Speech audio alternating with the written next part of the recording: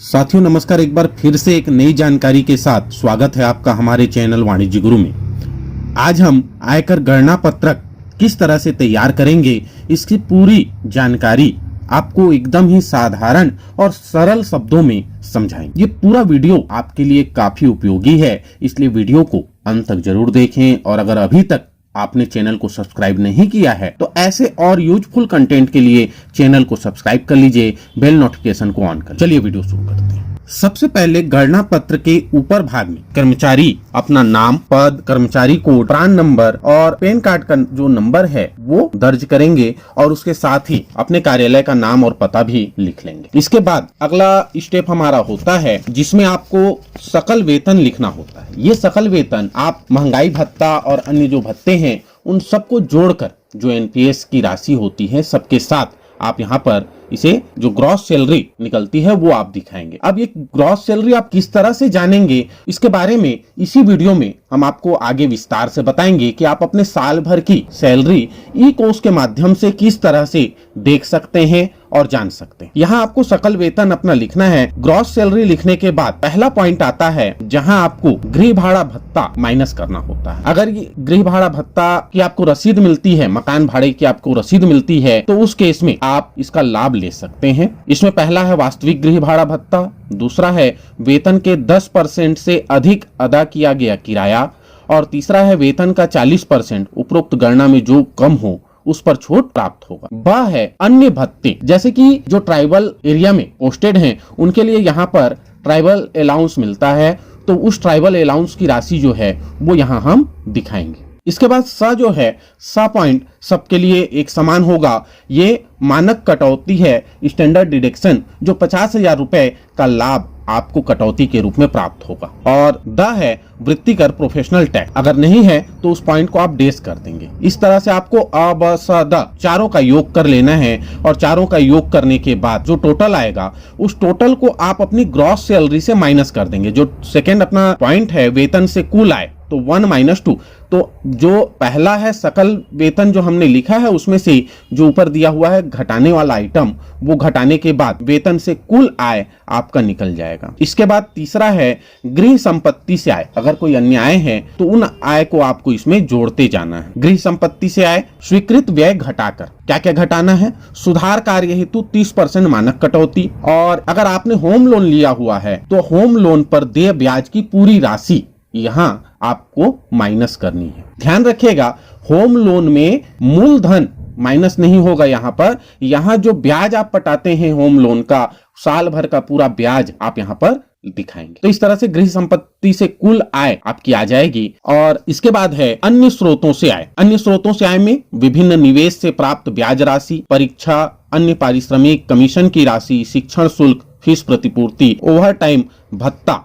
अगर इस प्रकार की कोई आय आपकी हो तो उस आय को आप यहाँ सामने में उसके सामने जो निर्धारित स्थान है वहां आप उसे लिखेंगे। अगर कुछ नहीं है तो उस पे डेस करते चलेंगे। तीसरा है यदि अवयस्क बच्चे की कोई आय 1500 रुपए से अधिक हो तो वह यहाँ पे दिखाया जाएगा और इस तरह से कुल सकल आय आपकी निकल जाएगी। तो जैसा मेरा जो मैं एक उदाहरण लेकर चल रहा हूं उसके अनुसार मेरी इनमें से कोई आय नहीं है, तो जो मेरा दूसरा पॉइंट था वेतन से कुल आय, वही यहाँ 5वें नंबर पर भी सेम अमाउंट दिखाया जाएगा। छठवां है घटाइए। आपको यहाँ पर 80C के अधीन कुछ छूट प्राप्त होगी। 80C में क्या क्या चीजें आती हैं ये विस्तार से हम देखेंगे। इसमें पहला है सीपीएस, सामान्य भविष्य निधि में जो अंशदान होता है वो अमाउंट। सीपीएस में कितनी राशि आपकी जमा हुई ये आप अपनी सैलरी स्लिप से आसानी से जान सकते हैं। सैलरी स्लिप निकालने का प्रोसेस हमारे वीडियो में बना हुआ है जिसका लिंक हम आपको डिस्क्रिप्शन में दे देंगे। दूसरा है भारतीय जीवन बीमा प्रीमियम। अगर आपने अपना जीवन बीमा प्रीमियम कराया हुआ है तो उसका भी लाभ आपको यहाँ पर मिलेगा, वो अमाउंट आप यहाँ लिखेंगे। इसके बाद है जीआईएस समूह बीमा योजना, उसका अमाउंट आप यहाँ लिखेंगे। अगर आपने राष्ट्रीय बचत पत्र पे इन्वेस्ट किया है, राष्ट्रीय बचत पत्र पर ब्याज की राशि प्रथम 5 वर्ष पर, लोक भविष्य निधि या पीपीएफ जिसे हम जानते हैं, भारतीय यूनिट ट्रस्ट की यूलिप प्लान, गृह निर्माण ऋण की वापसी, यहाँ पर जो होम लोन है ना, उसका अमाउंट आ जाएगा।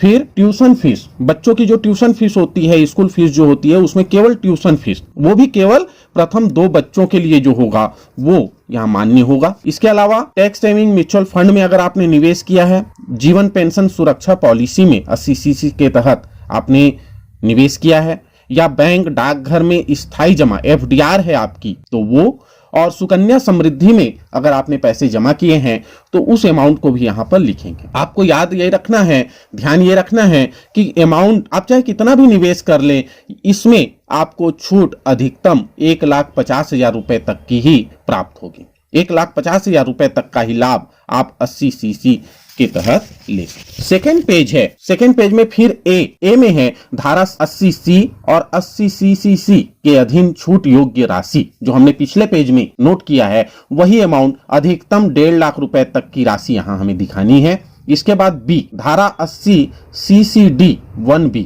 न्यू पेंशन योजना NPS में 50,000 रुपए निवेश कर, है ना।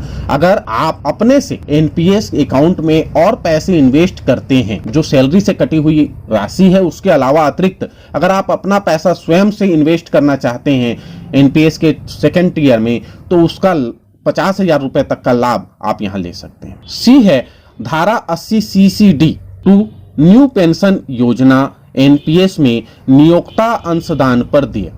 देखिए होता क्या है, 2 प्रकार के फॉर्मेट आते हैं, और एक फॉर्मेट ऐसा होता है जिसमें नियोक्ता अंशदान को सकल वेतन में जोड़ा जाता है ना। अगर नियमता देखा जाए तो उसको हमें वहां पे प्लस करना है, जोड़ना है, और सेम अमाउंट यहां लाकर आपको माइनस करनी है। तो इससे कोई बहुत ज्यादा फर्क नहीं पड़ेगा, क्योंकि एक बार वो राशि जोड़ रही है और दूसरी बार वही राशि यहां आपको घटा देनी है, तो इससे कोई बहुत ज्यादा अंतर नहीं पड़ेगा।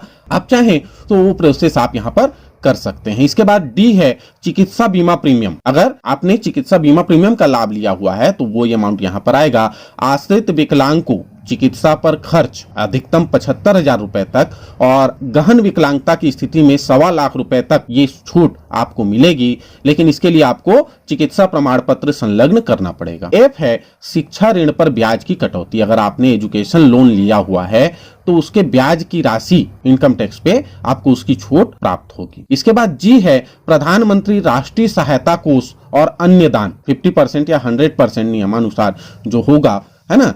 तो जो हमने कोरोना काल में अपना 1 दिन का वेतन मुख्यमंत्री सहायता कोष में दान दिया था, वो अमाउंट आपको यहाँ पर दिखाना है। ये भी आप अपनी पे स्लिप से, अप्रैल माह के पे स्लिप से, या जिस भी माह में आपकी कटौती हुई है उस माह के पे स्लिप से आप इसे देख सकते हैं। एच है बचत खाते पर ब्याज के संबंध में कटौती। फिर आई है वरिष्ठ नागरिकों के लिए बैंक और डाकघर में जमाओ पर प्राप्त ब्याज अधिकतम 50,000 की कटौती, और धारा 80 TTB बचत खातों और मियादी खातों से प्राप्त ब्याज, यहाँ भी 50,000 रुपए तक की कटौती स्वीकार होगी। जे है अंध और शारीरिक विकलांगता से पीड़ित व्यक्तियों के संबंध में विकलांगता 40% से अधिक होने पर 75,000 रुपए, और 80% से अधिक होने पर 1.25 लाख रुपए तक अधिकतम छूट यहाँ पर आपको प्राप्त होगी। इस तरह से आप जो 7वां पॉइंट है उस 7वें लाइन में आप लिखेंगे ए से लेकर जे तक जितना हमारा टोटल आया, मतलब 1.5 लाख रुपए के अतिरिक्त और जो छूट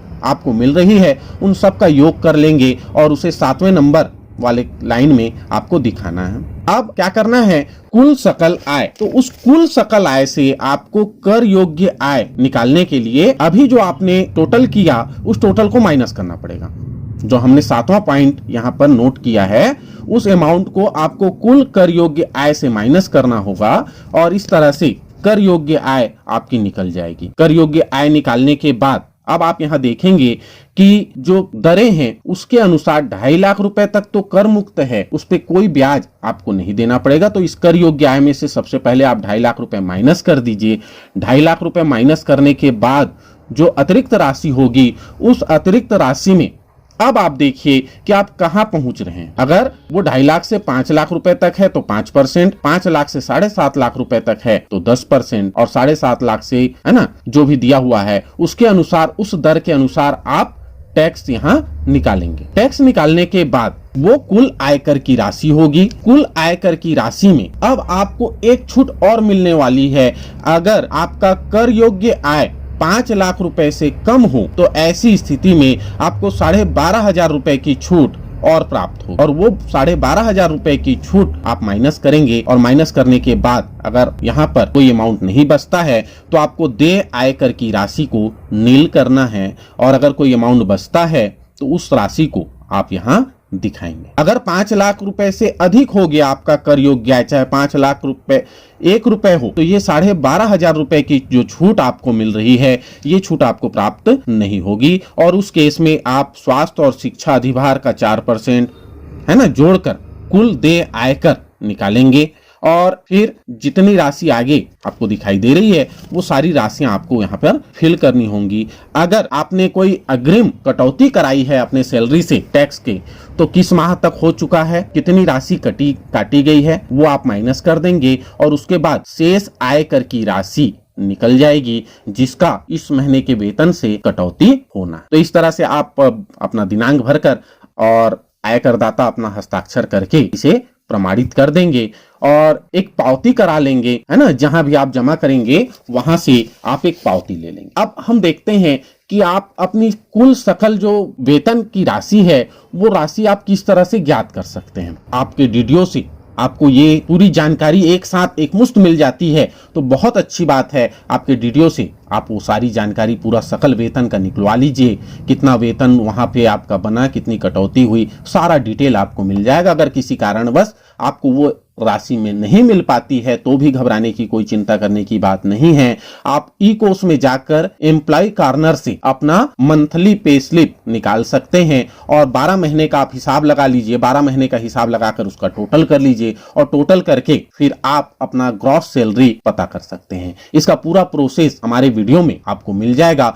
उस वीडियो की लिंक मैं डिस्क्रिप्शन में दे दूंगा, आप वहां से उसे देख सकते हैं, डाउनलोड कर सकते हैं, और उसका टोटल करके पूरे 12 महीने का वेतन आप निकाल सकते। तो उम्मीद करता हूं दोस्तों ये वीडियो आपके लिए उपयोगी होगा, वीडियो आपको पसंद आया होगा।